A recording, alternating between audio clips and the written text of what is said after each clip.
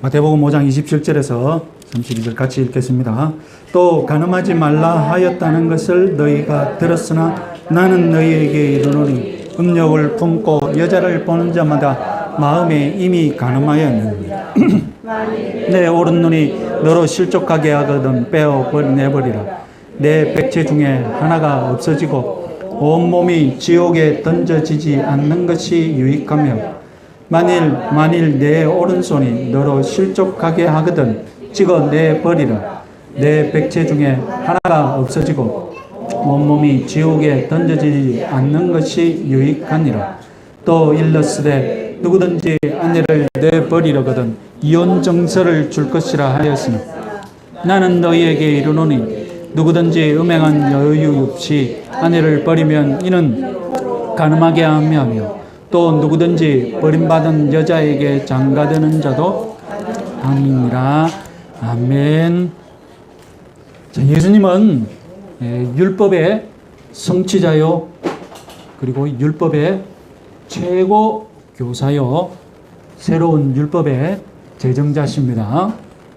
예수님이 가져오신 이 지상 천국을 누리는 성도들은 이제 예수님이 가르쳐 주신 율법을 지켜야 합니다. 예수님은 우리에게 율법을 주시되 천지가 없어질 때까지 예수님이 가르쳐 준 율법을 바리새인들보다 더 낮게 지켜야 한다고 말씀하셨습니다. 예수님은 새로운 제6계명을 우리들에게 가르쳐 주셨습니다. 예수님이 제정하신 새로운 율법, 그것은 구약의 율법을 무시하는 것이 아니었습니다.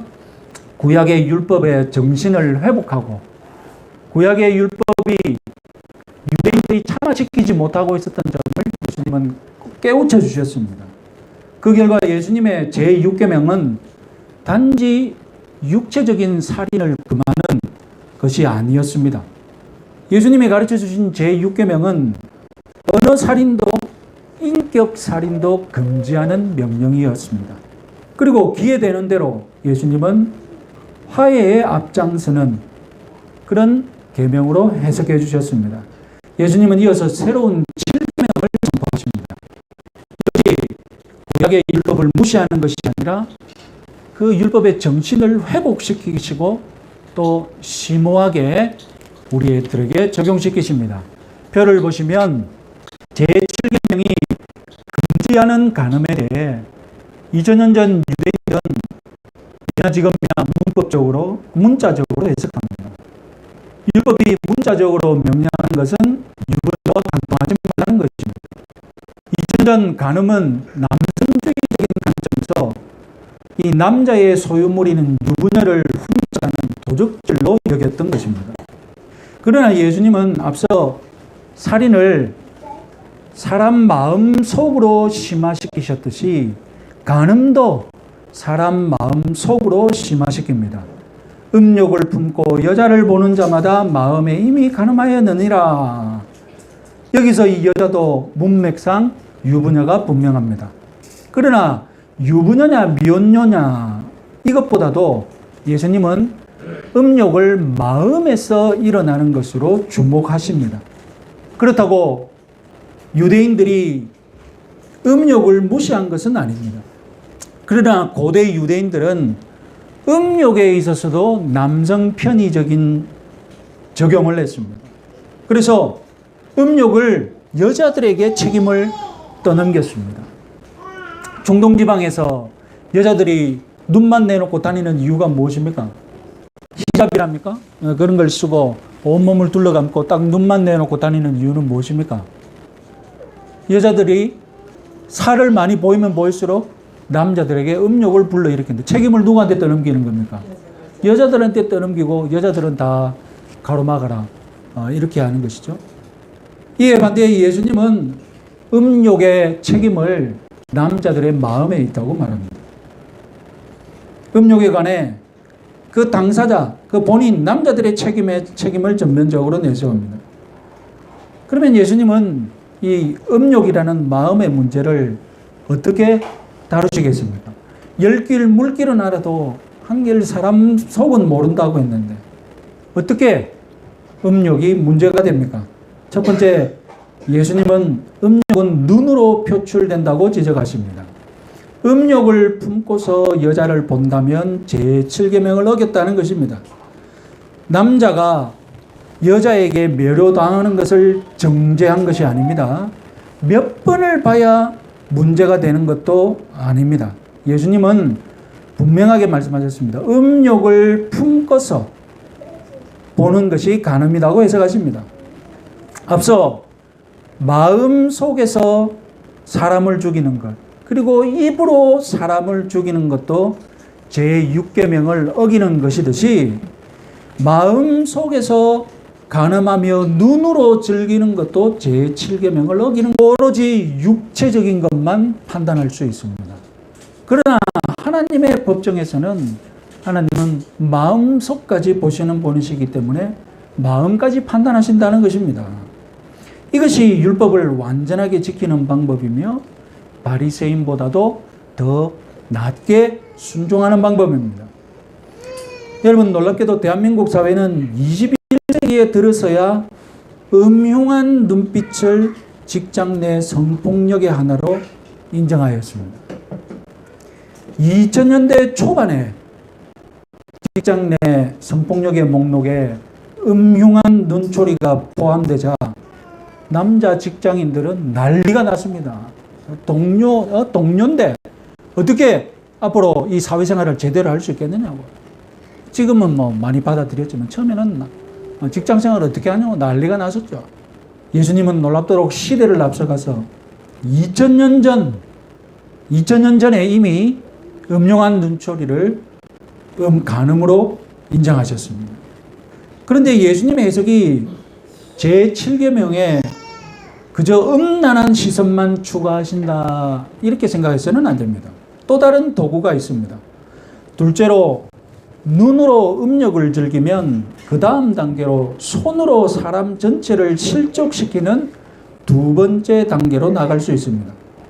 눈으로 음욕을 채우는 것을 만족하지 못하고 직접 간음을 실행하게 되는데 이런 단계를 예수님은 눈의 실족, 손의 실족이라고 표현하셨습니다. 앞서 말씀드렸듯이 간음은 일종의 도둑질로 여겨졌기 때문에 손이 실족한다고 표현한 것입니다.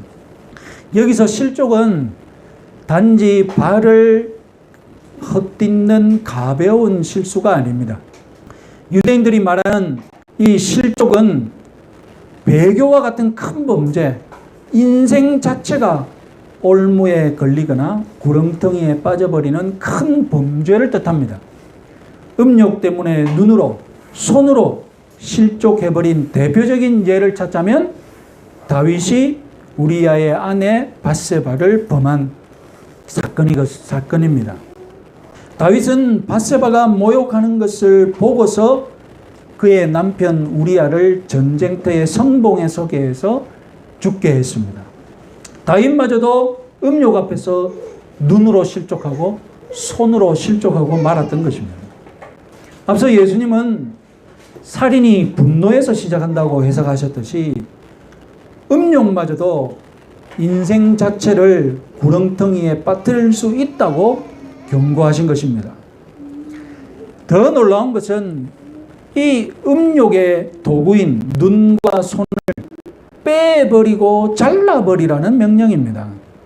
표를 한번 보시면 이 명령을 문자 그대로 실천해야 한다고 믿고 실천한 성도들이 있습니다. 아예 여자를 보지 않으려면 어떻게 해야 되겠습니까? 아예 여자를 보지 않으려면 남자들끼리 모여 살면서 산으로 들어가야 되겠죠? 그래서 생긴 것이 무엇입니까? 수도원이 생기고, 그죠? 수도사들이 생긴 것입니다. 그뿐만이 아니라 실제로 성한 몸으로 지옥에 가는 것보다 장애인으로 천국에 들어가고자 실천한 인물이 있습니다. 초대교회 교부 중에 유명한 교부 중에 오리겐이라는 교부가 있습니다. 스스로 거세해버렸습니다. 이런 금욕주의가 추앙을 받자 너도 나도 막 자해하면서 예수님의 말씀을 문자적으로 따라야 한다고. 그러니까 325년 온 교회가 모여서 거세 순종은 금지시켜야 한다. 교회가 법으로 정할 정도로 문제가 되었습니다. 그러나 그 이후에도 중세시대 때 내내 수많은 수도사들이 자해 금욕, 자기 몸을 해치면서 금욕을 실천하는 그런 전통이 있어 왔습니다. 여러분, 이런 금욕주의의 근본적인 문제는 되게 실패하기 마련이라는 것입니다. 왜 그렇습니까? 마음이 문제인데 육체가 자른다고 해결이 됩니까? 되겠습니까? 유혹에 빠지지 않기 위해 두 눈을 감았습니다. 그런데 여러분, 오른쪽 눈이 자동적으로 떠지는 거예요. 그러면 오른쪽 눈 뽑았습니다. 그런데 왼쪽도 자동적으로 떠지는 거예요. 왼쪽도 뽑았습니다. 그러면 다음에 심장을 뽑아야 되겠습니까? 더 뽑을 건 없습니까? 그런다고 마음이 고쳐집니까? 노름꾼이 다시는 노름하지 않겠다고 손을 잘랐더니 무슨 일이 벌어진다고 합니까? 발가락으로 노름한다고 하지 않습니까? 이런 육신을 자해하는 영성은 마음의 문제를 해결할 수가 없습니다. 이런 금욕주의는 또한 엽기적인 코미디도 될 수 있습니다. 여러분, 어떤 영화를 보니 형사 둘이서 자기가 범죄자를 잡다가 다친 상처를 자랑합니다. 나는 여기 칼 맞았어. 나는 여기 총 맞았어. 이런 식으로 자기가 더 심하게 상처를 입었다고 자랑하는 것이 코미디이지 않습니까? 어떤 금욕주의자들이 모여서 경쟁합니다. 난 주님을 위해서 눈알 하나를 뽑았어. 하나 가지고 난데 난 두 개를 뽑았어. 다 주고 나는 두 눈도 뽑고 양발도 다 잘랐어. 여러분, 이런 엽기적인 코미디가 되는 거예요. 예수님은 사지를 절단해야만 천국에 들어갈 수 있다고 말씀하시는 것이 아닙니다. 사지를 자르는 형벌은 고대 세계에서 흔했겠지만 구약 율법에서는 딱 한 번 등장합니다.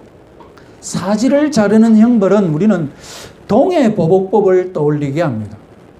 눈에는 눈, 이에는 이. 그럼 손을 못 쓰게 했다면 어떻게 되는 겁니까? 손에는 손이죠. 다른 사람의 손을 다치겠다면 내 손도 다쳐야 합니다. 그런데 여러분, 구약의 율법은 동해 보복법을 명령하면서도 동시에 돈으로 배상할 길을 열어놓았습니다. 그러니까 다른 사람의 손을 다치게 해서 장애를 입혔다면 너도 똑같은 장애인이 되라고 명령하는 것이 율법이 아니라 그만한 해를 인정하고 갚아주라는 것입니다. 이것이 동해보복법에 원래 가지고 있는 것입니다. 손을 자르는 극단적인 형벌은 구약 율법의 정신이 아니었던 것입니다. 만약 신체를 자해하는 이 명령이 문자적으로 해석하는 것이 아니라면 우리는 문학적으로 해석하는 방법밖에 없습니다. 그러면 여러분, 문자적인 해석이 아니라면 문학적으로는 충격적인 과장법과 자의 은유로 해석하는 것입니다. 첫째, 여러분, 충격적인 과장법의 효과가 무엇입니까?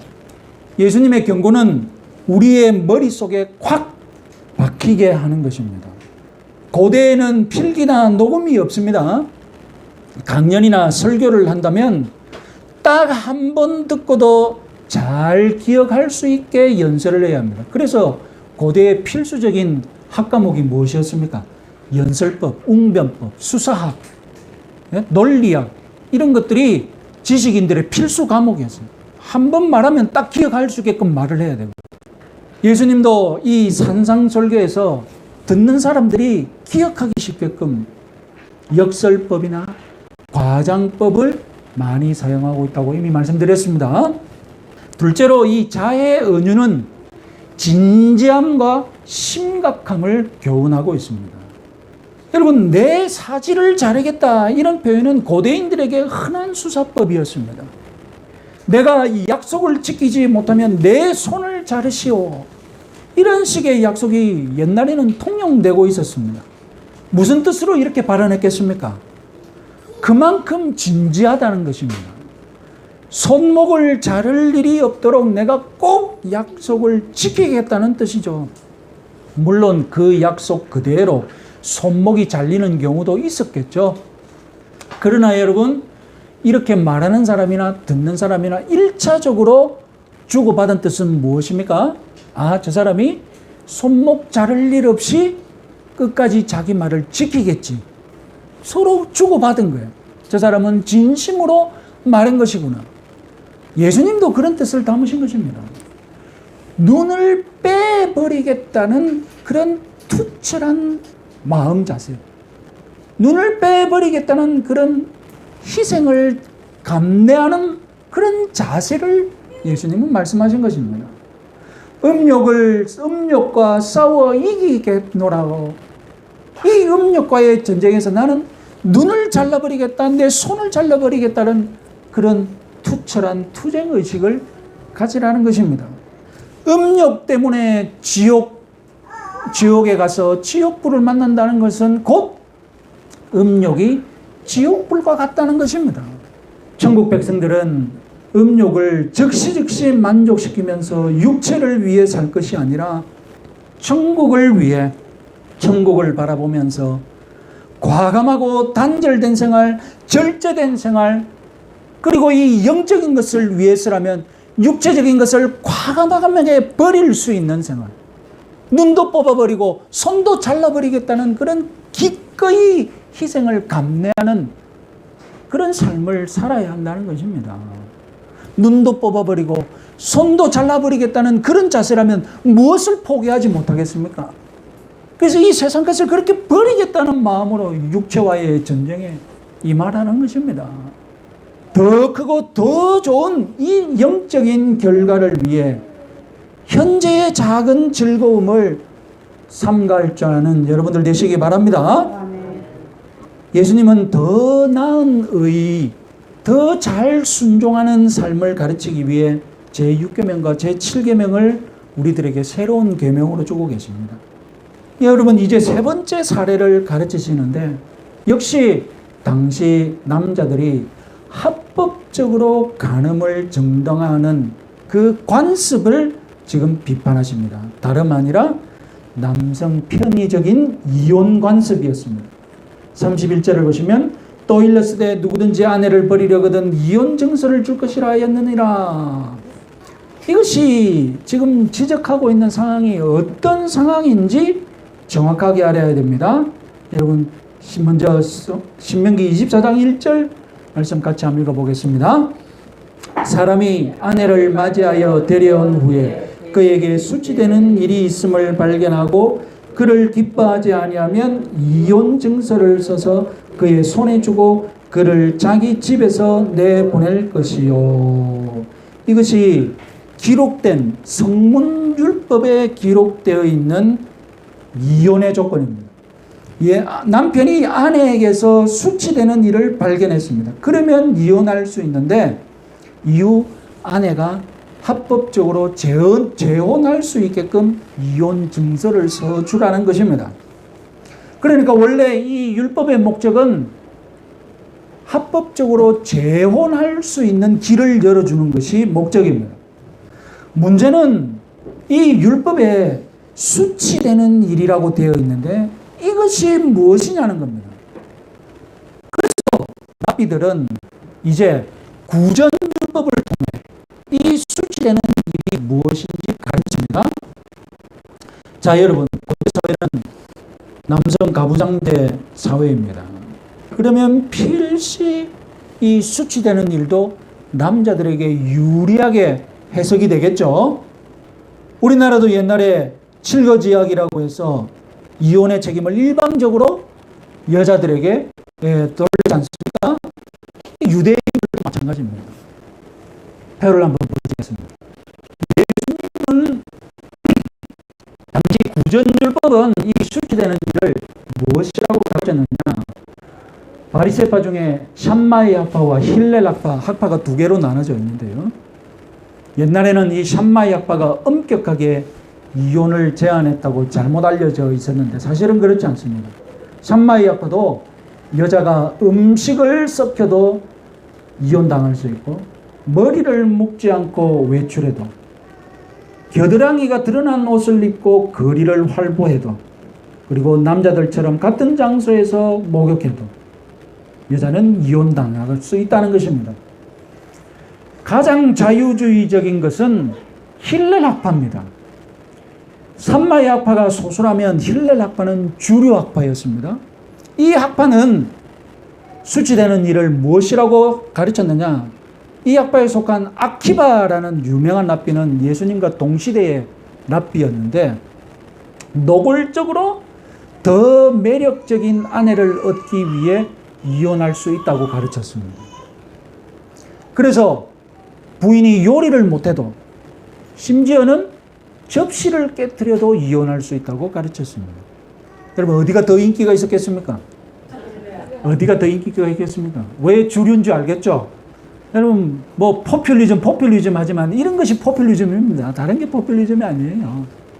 요즘 사회가 아무리 이혼이 흔하더라도 여러분 요리 못하는 것이 이혼 사회가 될 수 없지 않습니까? 당시 주류의 이 구전율법은 남자들에게만 마음대로 일방적으로 이혼할 자유를 허락하고 있었던 것입니다. 그러니까 예수님 당시의 남자들은 간음을 합법적으로 해소할 수 있는데 더 예쁜 여자, 더 매력적인 여자가 있으면 자기 아내를 버리고 새로운 여자를 부인으로 들이면 되는 거예요. 예수님이 지금 간음과 이혼, 그리고 이혼과 간음을 함께 다루는 것은 바로 이런 현실 때문입니다. 예수님은 남자 편의적인 이런 이혼 관행에 대해 반대하십니다. 32절 나는 너희에게 이르노니 누구든지 음행한 이유 없이 아내를 버리면 이는 그로 간음하게 하며 또 누구든지 버림받은 여자에게 장가드는 자도 간음함이니라. 간음한 아내가 아니라면 어떤 이유로도 쫓아내지 말라는 것입니다. 모세가 율법에서 언급한 이 수치되는 일을 예수님은 아내의 간음이라고 해석하신 것입니다. 그러니까 남자 마음대로 이혼을 하지 못하게 엄격하게 예수님은 제한하신 것입니다. 지금 너희들이 마음대로 이혼하는 바람에 그 결과로 엉뚱한 간음남을 만들어내고 있다는 그런 지적을 하신 것입니다. 이혼을 통해서 자신만 간음을 즐기는 것에서 끝나지 않고 억울하게 간음의 누명을 쓰는 사람들까지 만들어내고 있다고 지금 지적하신 것입니다. 여러분 오늘 본문은 분명히 1차적으로는 지금 간음을 합법적으로 즐기고 있는 2000년 전 유대인 남자들에게 하신 말씀입니다. 그러나 여러분, 저와 여러분 모두에게 예수님이 지금 제7계명을 남자들의 문제인 것도 맞지만 결국은 예수님은 무엇이 문제라고 했습니까? 마음의 문제라고 하셨거든요.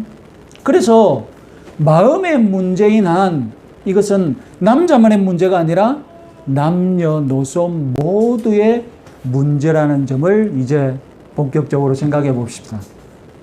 예수님은 제6계명과 제7계명을 해석하시면서 우리의 마음을 계속 주목하게 하셨습니다. 산상설교를 시작하는 팔복을 강해하면서 우리는 이 천국 백성의 새로운 본성에 대해 주목했습니다. 예수님의 10계명 해석은 지상 천국을 살아가는 성도들의 본성, 그리고 이 지상 천국을 살아가는 성도들의 내적인 투쟁, 마음에서의 투쟁을 주목하라는 것입니다. 여러분, 지상 천국의 특징이 무엇입니까? 예수님을 믿고 있을지라도 조금만 방심하면 우리는 음욕에 불타오르기 쉽다는 것입니다. 그렇기에 지상 천국에 사는 성도들은 죄와 싸우는 데 있어서 눈이 없는 채로 천국에 가겠다는 그런 투쟁의식, 내가 눈까지도 포기하겠다는 그런 희생정신을 가지고 이 영적인 전투에 임해야 한다는 것입니다. 이것이 우리가 누리고 있는 지상 천국의 또 다른 특징이라는 겁니다. 내 손을 자르는 심정으로 유혹의 뿌리를 잘라야 합니다.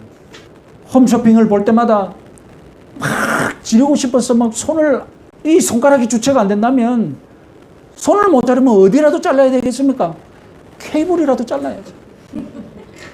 그래야지 어쩌겠습니까? 내 손을 못 자르겠다면 지상 천국에 들어가고자 하는 이 천국 백성들은 지상 천국에 들어온 이미 우리는 지상 천국을 누리고 있고 앞으로 장래 천국에 들어가려고 하는 그 사이에 앞으로 몇 년 더 내가 이 지상 천국을 누릴지는 못하겠지만 이 수십 년간의 이 지상 천국에서 사는 나는 손이라도 잘라버리겠다, 눈이라도 뽑겠다는 이런 희생 정신으로 투철하게 신앙생활 할 수밖에 없다는 것입니다. 이 영적 전쟁에서 승리하는 비결이 무엇입니까? 타락한 우리는 한자로 성성자, 욕심욕자, 성욕에 사로잡혀 사는 인생입니다. 누구도 거부할 수 없습니다. 예수님은 이런 인생들을 불쌍히 여기시고 거룩할 성자, 욕심욕자, 거룩한 욕심, 성욕을 새로 주셨습니다. 우리는 타고난 성욕이 있고 거듭나면서 받은 성욕이 있다는 겁니다. 팔복의 복을 누리는 제자들에게 예수님은 청결한 마음을 추구할 새로운 본성이 있다고 말씀하셨습니다. 마음이 청결한 자는 복이 있다고 말씀하셨지 않습니까? 거룩할 성자, 욕심욕자, 새로운 성욕, 거룩한 욕심을 우리들에게 주시는 분이 누구시겠습니까? 성령이십니다. 거룩할 성자, 영영자. 성령은 그냥 그 이름이 거룩한 영이에요. 왜 그 이름이 거룩한 영이냐? 그냥 거룩함의 덩어리이기 때문에, 거룩한 욕망의 덩어리이기 때문에 그냥 성령이에요. 성령님은 우리에게 하늘에 속한 본성을 주셔서 우리가 하나님과 닮은 존재로 만들 욕망을 가지신 분이십니다. 그래서 그분이 우리 속에 오면 우리는 전에 없는 욕망이 있는데 무엇이 생기는 것입니까? 성령이 오기 전에는 나에게는 성욕밖에 없습니다. 성성자, 욕망용자. 그런데 성령이 내 속에 들어오면 나에게는 새로운 성욕이 생기는데 그 성령은 어떤 성욕입니까? 거룩해질 성자, 거룩할 성자, 욕망용자. 나는 거룩해지고자 하는 욕망이 생기는 거예요. 여러분, 앞서 저는 이 금욕주의가 실패하고 말고 그리고 코미디가 될 수 있다고 지적했습니다. 그런데 여러분, 어떤 분들은 금욕적인 삶을 살면서 실제로 하나님을 닮아가는 삶을 살 수 있습니다. 금욕적인 생활에 성공하시는 분들이 있습니다. 무엇이 차이가 있을까요? 어떤 분은 실패하고 어떤 분은 성공할까요? 금욕적으로 실천하면서 살되 내 속에 있는 거룩한 본성이 불타오르게 하고 거룩한 성령과 동행하면서 금욕적인 삶을 사니 그분은 성공하는 것입니다. 성령의 도움 없이 내 속에 거룩한 본성이 있음도 잘 믿지도 못하고 오로지 그냥 실천, 오로지 그냥 금욕 그렇게만 추구하다 보면 실패하고 맙니다. 성령이 없다면 금욕적인 삶이 실패하고 코미디가 되겠지만 이 금욕적인 삶이 내 손이라도 잘라버리겠다, 내 눈이라도 뽑아버리겠다는 이런 금욕적인 삶이 성령과 동행하는 삶이 된다면 우리는 성숙한 성도가 되고 영적으로 성장하는 성도가 되고 하나님과 닮은 성도가 되고 팔복을 누리는 성도가 되고 소금과 빛과 같은 성도가 됨을 믿으시기 바랍니다. 그런데 여러분, 거꾸로 가는 신자들이 있죠. 성도가 되었는데 성령을 모셨다고 고백하는데도 불구하고 성령을 따라하지 않고 계속해서 타락한 욕망대로 사는 거예요. 신자가 된 이후에도, 새로운 본성을 받은 이후에도 과거의 삶을 그대로 반복하고 과거의 타락한 본성 그대로 추구하는 사람이 있다는 겁니다. 또 어떤 성도들은 조금 신앙생활을 오래 하면 이제는 좀 느슨하게 살아도 된다고 생각합니다. 조금 신앙생활 처음 할 때는 처음 할 때는 바짝 긴장해가지고 손이라도 잘라버리고 눈이라도 뽑아버리겠다는 그런 긴장된 마음으로 처음에 신앙생활 하지만 이제 신앙생활 오래 하면 그렇게 뭐 투철한 그런 긴장감을 가지고 신앙생활 할 필요가 없다고. 조금 여유를 가지고 뭐 눈 뽑는 정도가 아니라 그냥 눈썹 정도는 뽑겠다는, 손을 잘라보고 그 정도는 아니고 그냥 손톱 정도는 내가 양보하겠다는 그런 여유를 가지고 신앙생활을 해야 한다고 그렇게 착각하시는 분이 있어요. 여러분, 우리 신앙생활은 죽을 때까지 긴장의 연속임을 믿으시기 바랍니다. 손을 뽑아버리겠다, 눈을 뽑아버리겠다, 이런 긴장의 의식은 내가 죽을 때까지 계속돼야 하는 거예요. 지금 여러분들은 어떤 경우에 있습니까? 예수님은 분명히 말씀하십니다. 눈을 빼버리겠다는 각오로 천국 백성답게 살라고 하십니다. 손을 잘라버리는 것 같은 고통을 감내하고서라도 죄를 미워하고 죄와 싸우라고 말씀하십니다. 이번 한 주간도 여러분을 유혹하는 수많은 것들과 싸워 이기면서 승리하시는 한 주간 되시기 바랍니다.